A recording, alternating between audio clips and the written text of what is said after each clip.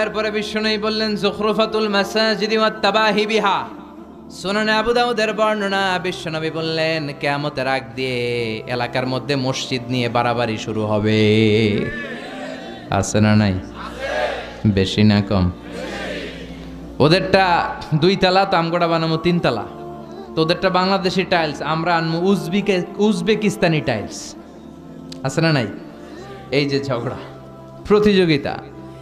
কিন্তু ওদের মসজিদে মুসল্লি বেশি, আমরাও এলাকার সবার মধ্যে নামাজের দাওয়াতি কাজ করে আমরাও মুসল্লি বাড়াবো, এই চিন্তা কিন্তু নাই। খালি মসজিদ নিয়ে বাড়াবাড়ি। লক্ষ্মীপুরে এগুলা কম, মসজিদ নিয়ে বাড়াবাড়ি। বিশ্বনবীর মসজিদের টাইলস ছিল না, ছিল এয়ার কন্ডিশন ছিল না, ছিল এমনকি ফ্যানও ছিল না, ছিল বুখারীর বর্ণনা, কানা সাকফুল মসজিদি জারিদুন নাখল।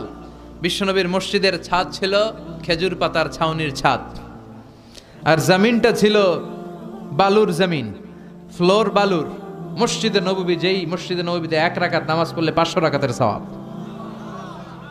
একবার যদি আপনি পড়েন, ওই মসজিদের ছাদটা ছিল বিজারিদিন নাখল, খেজুর গাছের ডাল দিয়ে, আর ফ্লোরটা ছিল বালুর ফ্লোর। বৃষ্টি হলে ফ্লোরটা কাদামাটি হয়ে যেত। সাহাবী বললেন ইয়াসজুদু আলাল মাই ওয়াত তিন, রাআইতু রাসূলুল্লাহ সাল্লাল্লাহু আলাইহি ওয়াসাল্লাম ইয়াসজুদু ফিল মাই ওয়াত তিন। আমি আল্লাহ রাসূলকে বৃষ্টির পরে যখন তিনি ইমামতি করতে যেতেন কাদা আর মাটির উপরে সেজদা করতে দেখেছি। ওয়া রাআইতু আসারা তিনি ফি জাবাহাতিহি, আল্লাহ রাসূলের কপাল মোবারকের ভেতরে মাটি আর কাদার দাগ আমি দেখেছি। বিশ্বনবী কাদা আর মাটির মধ্যে সেজদা করেছেন। সেজদা করে নামাজ পড়ে যখন সাহাবীদের দিকে মুখ ফিরিয়ে বসতেন, সাহাবীরা বলতেন আমরা বিশ্বনবীর কপালে আর নাকের মধ্যে কাদা আর মাটির দাগ দেখেছি। সুবহানাল্লাহ কইতে পারলেন না? এখন কিভাবে ইবাদত বাড়ানো যাবে, মুসল্লি বাড়ানো যাবে, ওই টেনশন নাই, খালি মসজিদ নিয়ে বাড়াবাড়ি। এবং মসজিদে অতিমাত্রায় ডিজাইন করাও ঠিক না। এখন মসজিদে এত লাইটিং ফাইটিং ডিজাইন হয়, এটা দেখে বোঝার উপায় নাই এটা কি মসজিদ না কমিউনিটি সেন্টার। কথা কন, এই টেন্ডেন্সিও সমাজে আছে না নাই? এরপরে বিশ্বনবী বললেন কাসরাতুন নিসা কিল্লাতুর রিজাল, কিয়ামতের আগে দিয়ে পুরুষের সংখ্যা সমাজের মধ্যে কমে যাবে, নারীর সংখ্যা বেড়ে যাবে। নারীর সংখ্যা বেশি না কম? নারীর ক্ষমতাও বেশি না কম? এই দেশের প্রধানমন্ত্রীর নাম কি? মাননীয় প্রধানমন্ত্রী শেখ হাসিনা। পুরুষ না নারী? ওনার আগে যিনি ছিলেন, অনেকদিন ধরে ওনাদের কোলে আমরা আছি। কথা কন, লা ইউফলিহা কওমুন ওয়াল্লাহু আমরাহুম ইমরাআ। ওই দেশ সফল হতে পারে না যেই দেশের প্রধান চেয়ারটার মধ্যে তারা নারীকে বসিয়ে দেয়। কথা বলেন। নারীদের অনেক সম্মান, অনেক ইজ্জত। নারীরা চাকরি করতে পারবে, নারীরা ব্যবসাও করতে পারবে, কিন্তু হেজাব মেনটেন করে, ঠিক কিনা? বিশ্বনবীর প্রথম স্ত্রী, গোটা নারীদের মডেল সাইয়েদাতুনা খাদিজা, পেশায় ছিলেন বিজনেসম্যান। কি ছিলেন? ওনার বিজনেসের যত প্রফিট সব টাকাগুলো দাওয়াতি কাজের জন্য বিশ্বনবীর পায়ের সামনে এনে তিনি ঢেলে দিয়েছেন। এই টাকা দিয়ে বিশ্বনবী দাওয়াতি কাজ করতেন, নও-মুসলিমদেরকে সাহায্য করতেন, কালেমার বাণী প্রচারে এই টাকা তিনি ব্যবহার করতেন। চিল্লা এখন ঠিক কিনা? ব্যবসা করতে পারবে, চাকরি করতে পারবে, শিক্ষিকা হতে পারবে, ডাক্তার হতে পারবে। কারণ নারীদের কিছু গোপন চিকিৎসার জন্য নারী ডাক্তারও দরকার আছে না নাই? কিন্তু সেটা হেজাব মেনটেন করে। নারী বিষয়ক মন্ত্রণালয়ের অনেক দায়িত্বে নারীদের থাকা উচিত, কিন্তু একেবারে প্রধানতম দায়িত্বে নারীদের থাকতে নিষেধ করেছেন বিশ্বনবী। আমিনা চিল্লা এখন ঠিক কিনা? গোটা বিশ্বব্যাপী এরকম নারীদের ক্ষমতায়ন আছে না নাই? আল্লাহ কোরআনে বলেছেন আর রিজালু কাওয়ামুনা আলান নিসা, পুরুষরা নেতৃত্ব দিবে, নারীরা হবে সহযোগী। নারীদেরও অনেক কাজ। নারীদেরকে আল্লাহ তাআলা এক একটা ফ্যামিলির এমডি বানিয়ে দিয়েছে, managing director of A family. একটা ফ্যামিলিতে কত কাজ, কত দায়িত্ব, সব দায়িত্ব রেখে দিয়ে আপনার বাইরে যাওয়ার প্রয়োজন নাই। কথা কন। এজন্য নারীদের সম্মান দিয়েছে ইসলাম পৃথিবীর কোন দেশের। কারণ প্রত্যেকটা কাজের একটা ধরন আছে, আর ওই কাজের আলাদা লোক আছে। কথা কন। ছাগল দিয়ে হাল চাষ হয়, কথা বলেন। তার মানে পুরুষের কাজ আলাদা, নারীর কাজ। পৃথিবীর কোন দেশে, ইউরোপ আমেরিকাতে যারা উইমেন এম্পাওয়ারমেন্ট, নারী ক্ষমতায়নের কথা বলে, উইমেন রাইটস এর কথা বলে, নারী অধিকারের কথা বলে, উইমেন ফ্রিডম, নারী স্বাধীনতার কথা বলে, এরকম কোন দেশের সেনা প্রধান, চিফ অফ দ্য মিলিটারি আপনি নারী দেখাতে পারবেন? কথা কন। তার মানে ওরা জাতে মাতাল। তাহলে নারী স্বাধীনতার কথা বলে, কিন্তু চিফ অফ দ্য মিলিটারি, কোন দেশের সেনাপ্রধান নারী নাই, কোন দেশের প্রধান বিচারপতি আমার জানা মতে নারী নাই। আপনাদের জানা থাকলে বলেন। বিসিএস এর জন্য যারা প্রিপারেশন নিচ্ছ, তোমরা বিসিএস ক্যাডার হবা, অনেক সাধারণ জ্ঞান পড়তে হয়। বলো তোমার পুরো সাধারণ জ্ঞানের যত ঝুলি আছে, ওখান থেকে পৃথিবীর কোন দেশের প্রধান বিচারপতি নারী আছে? চিফ অফ দ্য মিলিটারি সেনাপ্রধান নারী আছে? তার মানে এটা নারীর কাজ নয়। নারীরা রক্ত দেখলে ভয় পায়, নারীরা শুট করতে ভয় পায়, যুদ্ধ বিগ্রহ সেনাপ্রধানের দায়িত্ব পালন করা এটা নারীদের জন্য নয়।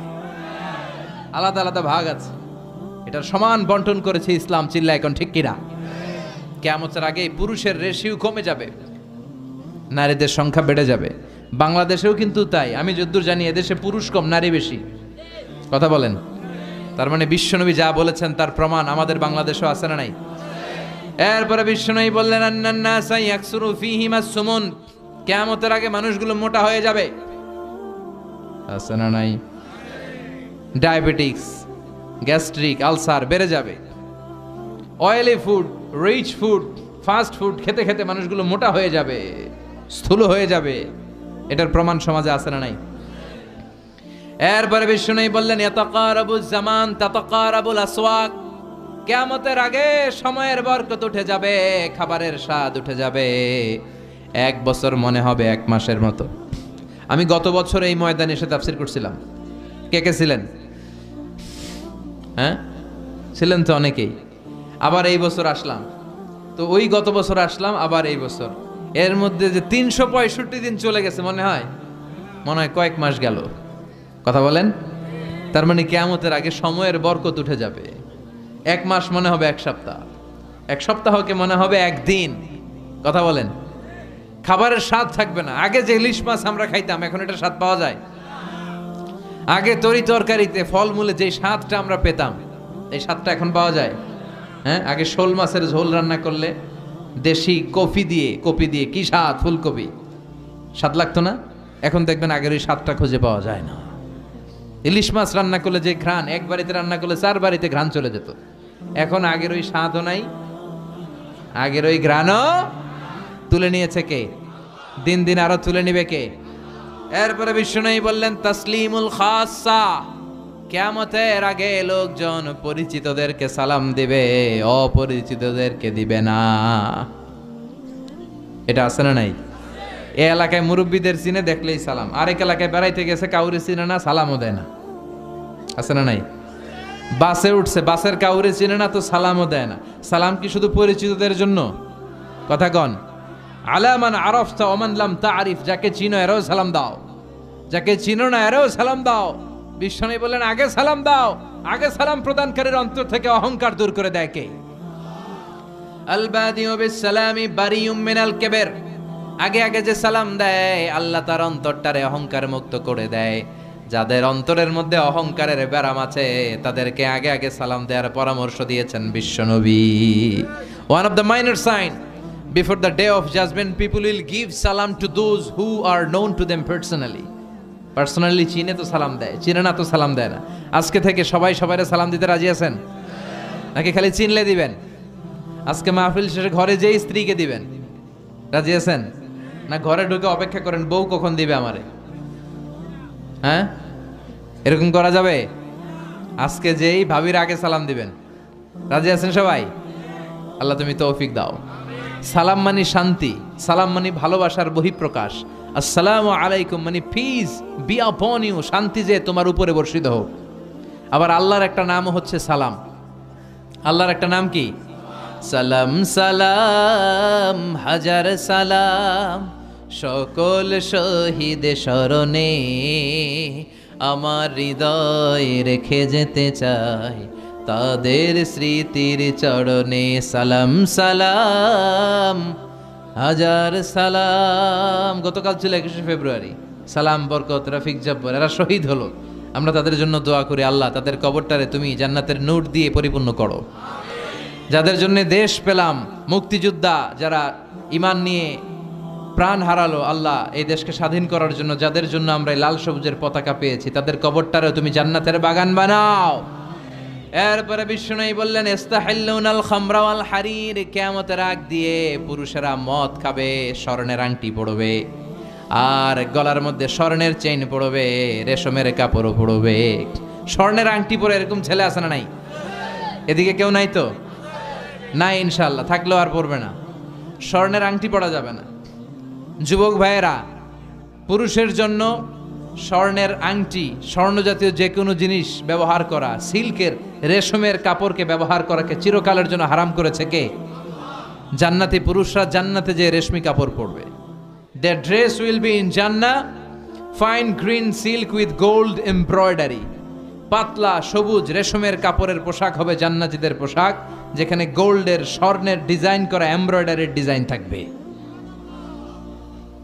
আবার রাব্বুল আলামিন বলেন, জান্নাতে যে পুরুষগুলো ঢুকবে জান্নাতীদের হাতে স্বর্ণের চুড়ি পরায় দিবে কে? কিন্তু দুনিয়াতে আছে অনেক ছেলেরা স্বর্ণের চুড়ি পরে, কানে দুল পরে। লক্ষ্মীপুরে এগুলো ঢুকে নাই এখনো। কথা কন, এগুলো করা যাবে না। বিষ্ণুই বললেন কিয়ামতের আগ দিয়ে এগুলো বেড়ে যাবে। এরপরে বিষ্ণুই বললেন জুহুরুল মা'জাফ ইয়াল কায়ানাত, কিয়ামতের আগে ঢোল বাদ্য বাজনা মিউজিক্যাল ইনস্ট্রুমেন্টের আতিশায্য দেখা যাবে। এখন ঢোল বাদ্য আছে না নাই? কথা কন। তোরা বাজারে ঢোল বাজারে বাসি, বাংলা মায়ের একতারা সুর কতই ভালোবাসি, দোতারা সুর কতই ভালোবাসি, বাজারে ঢোল বাজারে বাসি। বিষ্ণু বলেন বইস্তু আন উকাসসিরাল মাযহামির, আমি ঢোল বাঁশি হারমোনিয়াম তবলা ভেঙে চুড়ে মাটির সাথে গুড়িয়ে দেওয়ার জন্য এসেছি। আর ওই নবীর উম্মাত কয় বাজারে ঢোল। আহা, বিশ্বনবী ঢোল বাদ্য ভাঙার জন্য এসেছেন। এজন্য মুমিনের সাথে ঢোল বাদ্য হারমোনিয়াম বাঁশির কোনো সম্পর্ক থাকতে পারে? তবে বিশ্বনবী দফ বাজানোর অনুমতি দিয়েছেন। কি বাজানোর কথা বলেন? দফ বাজাতে পারবেন, কিন্তু ঢোল বাজানো যাবে। দফ চিনেন? দফের এক পাশ খোলা থাকে, একমুখী, এক পাশ খোলা আর এক পাশ আটকানো, কিন্তু ঢোলের দুই পাশ আটকানো। ঢোল বাজালে অন্তরে নেফাকি তৈরি করে কে?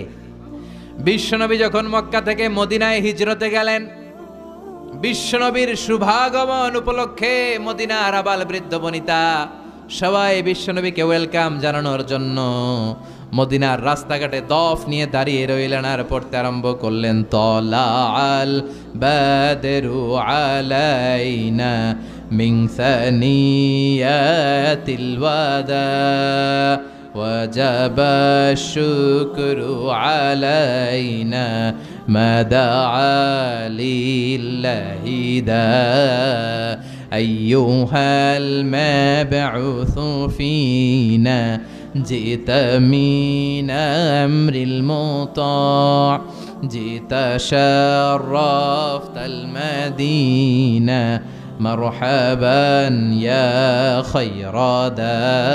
পড়েন, طلع البدر علينا من ثنيات الوداع وجب الشكر علينا ما دعا لله ذا।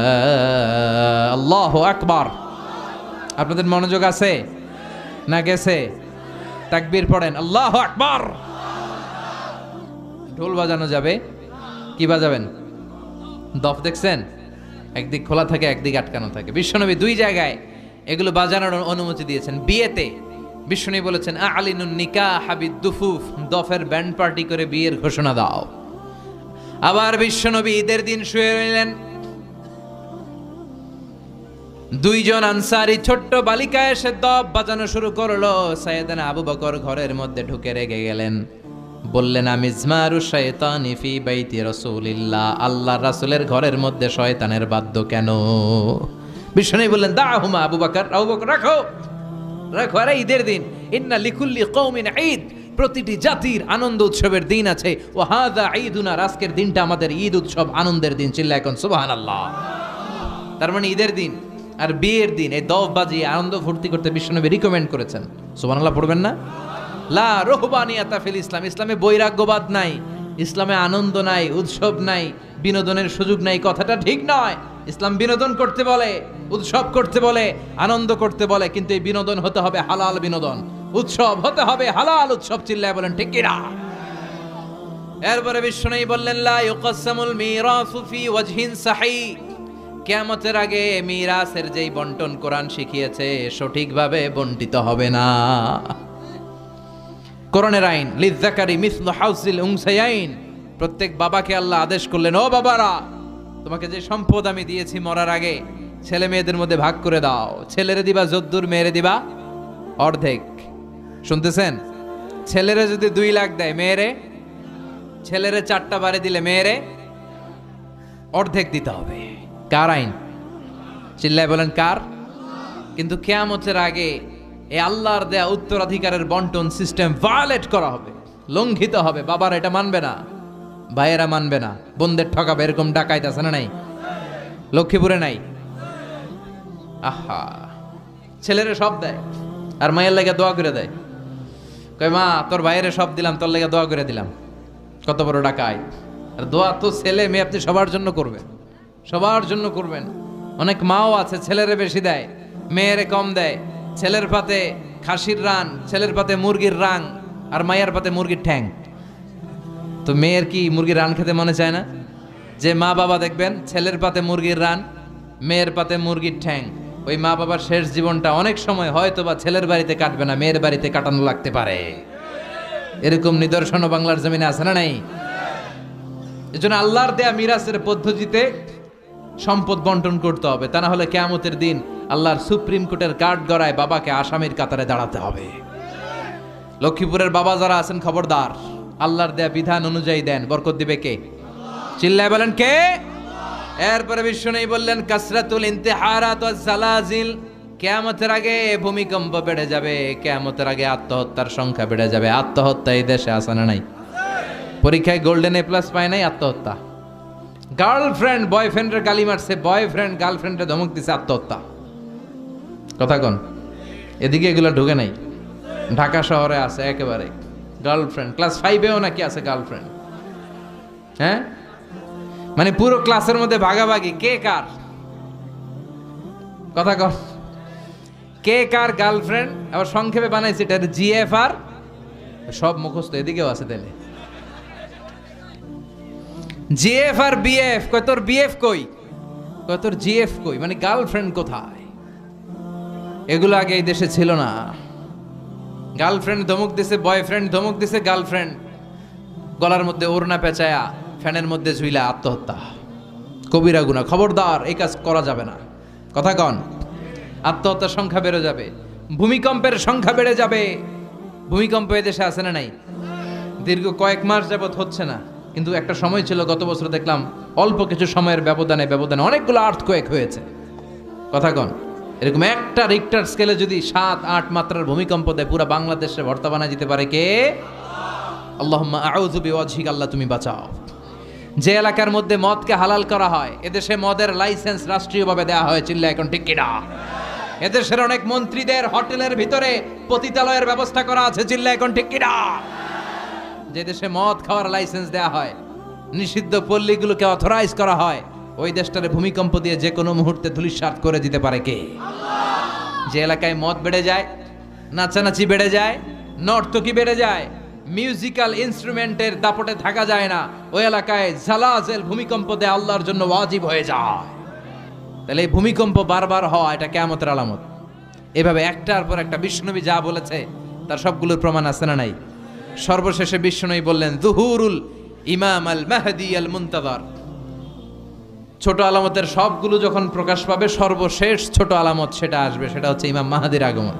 We are waiting for that personality. আমরা সেই ইমাম মাহাদির অপেক্ষায় আছি। কথা বলেন? কিন্তু অনেকে দিনক্ষণ বলে দেয় 28 সালে আসবে, 25 সালে আসবে, এটা বলা যাবে? জানে একজন, চিল্লায় বলেন তিনি কে? ওনার নাক থাকবে চোখা নাক, প্রশস্ত ললাট, বিশ্বনবীর নামে নাম, বিশ্বনবীর বাবার নামে ওনার বাবার নাম, বিশ্বনবীর মায়ের নামে ওনার মায়ের নাম। বিশ্বনবী বললেন আল মাহদি মিন ইত্রাতি, আমার বংশের লোক হবে মাহদি। মিন ওয়ালদি ফাতিমা, ফাতিমার বংশ থেকে আসবে। 7 বছর এ বিশ্বে রাজত্ব করে সাম্য, শান্তি, মৈত্রী, ভালোবাসা দিয়ে বিশ্বটারে শান্তির স্বর্গরাজ্য করে দিবে। আমরা সেই ইমাম মাহাদির অপেক্ষায় আছি। কথা কন? এই যে ছোট আলামতগুলো বললাম, বিশ্বনবী বর্ণনা করলেন প্রামাণ্য দলিল ভিত্তিক। এই অধিকাংশ আলামত আমাদের সমাজে আছে না নাই? ফিতনা আছে না নাই? এই মারামারি আছে না নাই? আমানতের খেয়ানত আছে না নাই? মসজিদ নিয়ে মারামারি আছে না নাই? এই ফিতনার যুগে বাঁচার একটাই উপায়, আল্লাহর কোরআন আর বিশ্বনবীর সুন্নাহকে আঁকড়ে ধরা। বিশ্বনবী বললেন, আমি চলে যাব, রেখে যাব দুটি জিনিস, কোরআন আর সুন্নাহ। এই দুইটাকে মারির দাঁত দিয়ে আঁকড়ে ধরলে তোমরা কখনো পথভ্রষ্ট হবে না। এজন্য আল্লাহর কোরআন আর সুন্নাহর সাথে সম্পর্ক বাড়ানোর দরকার আছে না নাই? কোরআন and Sunnah hour way to জান্নাহ। কোরআন এবং সুন্নাহ আমাদেরকে জান্নাতের পথ দেখাতে পারে। আমার সাথে সাথে বলেন, কোরআন and Sunnah hour way to জান্নাহ। আবার বলেন, কোরআন and Sunnah hour way to জান্নাহ। এই ফিতনার এই যুগে, কিয়ামতের একেবারে পূর্ব লগ্নের এই সময়ে এই ফিতনা থেকে বাঁচার জন্য কোরআন সুন্নাহর বিকল্প কোনো কিছু আমাদের হাতে নাই। বাঁচতে হলে এই কোরআন পড়তে হবে, বাঁচতে হলে বিশ্বনবীর সুন্নাহ মানতে হবে, ফ্যামিলিটারে আল্লাহর কোরআন দিয়ে সাজাতে হবে। রাজি আছেন সবাই? আল্লাহ আমাদের সবাইকে কথাগুলো বুঝার ও আমল করার তৌফিক দান করো। আরো জোরে পড়েন আমিন।